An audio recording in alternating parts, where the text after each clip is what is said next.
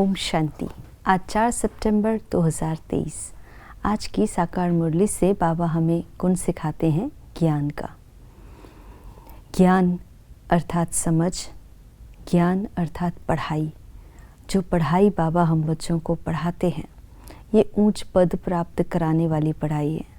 बाबा आज कहते हैं, बच्चे ये इतनी ऊंची पढ़ाई जो तुम्हें पढ़ा रहा हूँ, जो मुक्ति और जीवन मुक्ति प्राप्त कराने वाली, ऊंच पद प्राप्त कराने वाली, इसे 20 नाखूना का जोर दे करके भी ना पढ़ाई को पूरा पढ़ना है, ना पढ़ाई कभी मिस नहीं करना है। ना पढ़ाई भी इतनी ऊंची है और पढ़ाने वाला भी श्रेष्ठ ते श्रेष्ठ, ऊंचे ते ऊंचा। बाबा कहते हैं कि दुनिया में लौकिक पढ़ाई भी जो पढ़ते हैं, वो भी अपनी शरीर निर्वाह अर्थ कमाई करते हैं, और कमाई का सोर्स होता है पढ़ाई। सोर्स पढ़ाई जो है, knowledge is source of income कहते हैं। तो पढ़ाई पढ़ते हैं तो वो कमाई करने के योग्य बनते हैं।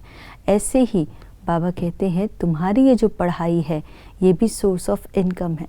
वो पढ़ाई तो एक जन्म की पढ़ाई है, और उस पढ़ाई को पढ़ने के बाद पद मिलेगा या नहीं मिलेगा, इसकी कोई गारंटी भी नहीं है। लेकिन ये पढ़ाई, ये ज्ञान जब हम जीवन में धारण करते हैं, तो बाबा 100% गारंटी लेते हैं कि तुम जितनी पढ़ाई करोगे उतना ऊंच पद प्राप्त करोगे ना। बाबा बच्चों को इतनी गारंटी के साथ कहते हैं, इसीलिए इस पढ़ाई को बहुत प्यार से और बहुत ही नशे से पढ़ना चाहिए, क्योंकि ये ऊंचे ते ऊंची पढ़ाई है। इस पढ़ाई को हमें कभी मिस नहीं करना है।